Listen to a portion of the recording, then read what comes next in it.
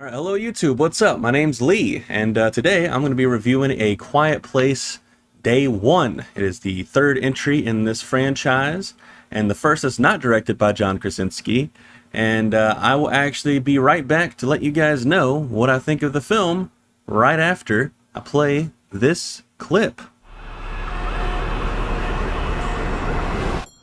You can't have a cat in here. It's a service cat.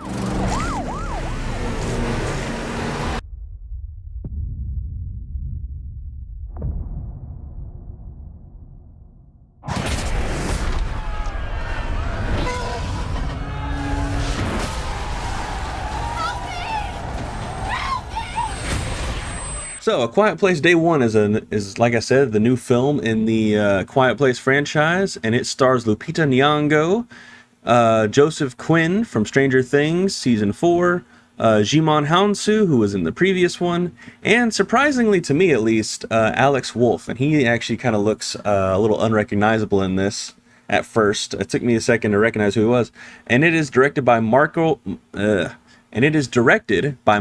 Sarnowski, and he wrote the screenplay as well. And his previous film was actually Pig, which released back in 2021, and it starred Nicolas Cage. And that movie is phenomenal. I cannot recommend that movie highly enough. It was one of my favorite movies of that year, and it might end up being on my best movies of the decade list whenever I get around to doing that.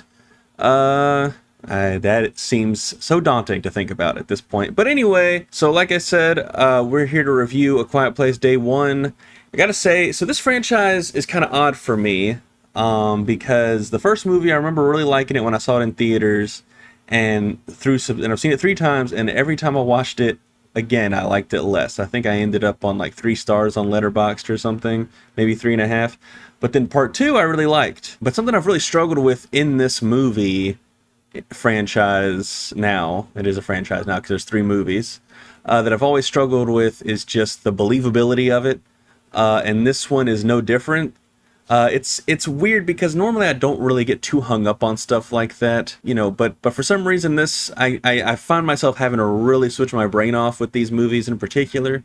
The second one was so good though, I really didn't have to do that. This one though, there's moments where I genuinely was kind of like, okay, well, this doesn't really make a whole lot of sense. And the whole world coming to an end and stuff because of these creatures landing here has never really gelled with me, because in the okay, spoilers for the first movie, but they do kill that one creature with a shotgun. Granted, you know, they do gotta like use some sound stuff to weaken it, but they kill it with a shotgun. So I can't imagine those things surviving 50 caliber rounds from machine guns or tank rounds or anything like that. And yet, you know, the military seems to be completely like useless, which I don't think would happen in real life. But anyway, it is a movie, so you gotta kind of ignore that stuff. And like I said, I don't usually get hung up on stuff like that. I don't care about realism in my movies a lot of the time, and stuff like that. It's just like for some reason with these movies in particular, I really get hung up on it, and I don't know why. It annoys myself as well. So anyway, but I really liked this one, and mainly a lot of that just has to do with, like, I think it was directed really well, from Michael Sarnowski, and I thought that Lupita Nyong'o, of course, is spectacular. I honestly feel like she's the best actress, like, working today, and she continues to be, like, drastically underutilized in my opinion. It really annoys me that she got stuck with the role she got in Black Panther. Especially because I always was like, hey, it'd be nice to have her play Storm, you know, so it sucks that she's Marvel love interest number 57 or whatever. She had more to do in the sequel, which was nice, but still, it's like, what are we doing here, you know? Genuinely don't really understand why she doesn't get used more. I feel like, you know, sometimes the way Hollywood works doesn't make any sense to me, but she's always spectacular. And, you know, one of the things with this movie is that it is, I don't want to say it's a silent film because they do a lot of really, really great sound design in this. Just the way that they play with levels and tones and people's, like, the sound of people breathing versus, like, the environmental sounds along with the sounds of the creatures. These movies in particular really, really, really push the envelope when it comes to, like, sound mixing and sound design. And I really, really like that about them. And I kind of can't wait to watch this one at home with like headphones. You know, granted, I think this was definitely worth seeing in the theater. But overall, I was like a little bit disappointed with this one, especially since I liked the last one so much, and I'm not really sure if that has to do with the cast or not. You know, this one, you know, it's pretty standard stuff, I would say. I will say this: Michael Sarnowski as a director, he really brings like a level of sentimentality to this that has not really been in the previous ones. Lupita Nyong'o's character, this is not a spoiler alert because it is literally established in the first 10 seconds of the movie, but she is a cancer patient, and so she is I'm assuming it was terminal. She doesn't really seem to have high hopes in terms of like survival. That really adds an interesting layer to this because she plays someone who doesn't really necessarily care if she like survives or not, and I won't spoil like what she's trying to accomplish in this movie, but I found it really interesting, and it was so obvious because I already knew who was directing this before, but as soon as I saw like what the main goal of hers was, I was like, yeah, this is definitely from the director of Pig for sure. There's also a dope cat in this movie. His name is Frodo, which is a great name for a cat.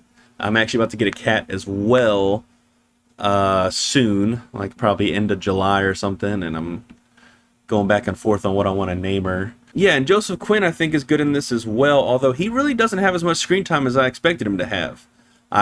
He doesn't show up until, like, maybe, man, I would say, like a solid 40 minutes, maybe? Well, no, maybe not that long.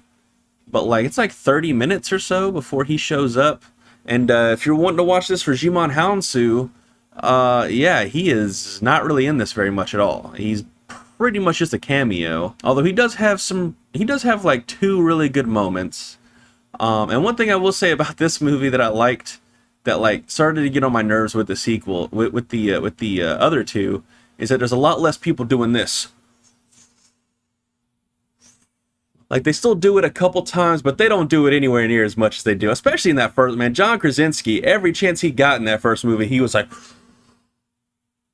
every chance he got. It was hilarious. I was like, dude, you got like one mode in this movie. Please do something else. But so yeah, like I said, this is okay. I still like the creatures are still cool looking, you know, although this is the third time we got to see them. And I will say, I think the like sequences with them in this are a lot less exciting than I expected, especially from watching the trailers.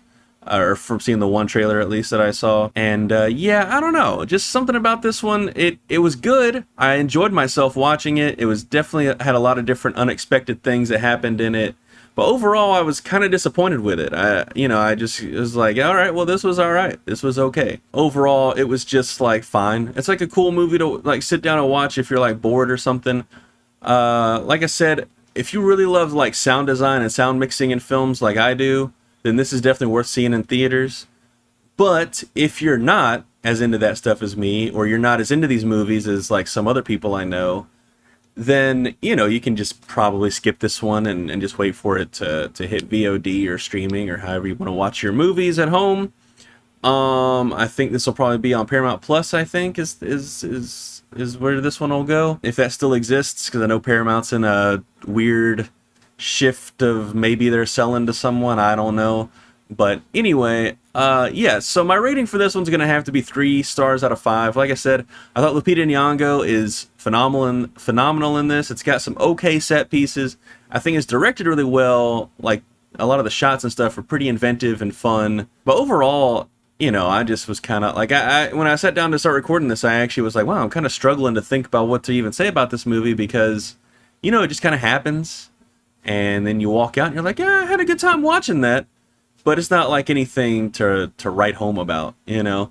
And actually, it's funny because, I mean, I definitely have more to say about this one than the last 2 movies I watched. I watched The Exorcism with Russell Crowe and Trigger Warning with Jessica Alba.